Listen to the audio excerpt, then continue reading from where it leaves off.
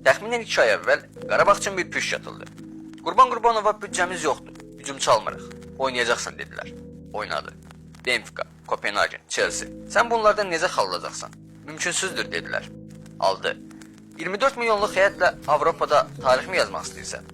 Yaza bilməzsən dedilər. Yazdı.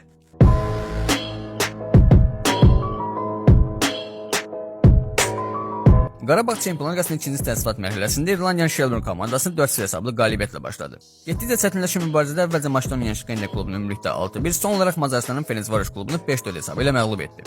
Klub prezidenti Tahir Gözəl açıqlamasında büdcənin olmadığını və əlavə hücumçu alınmayacağını bildirdi. 200 min avro Kamilya Duran azad agent olaraq Ramil Şeydəyib, başqa da hücumçu alınmadı. Qurban Qurbanov da başqasını istəmədi.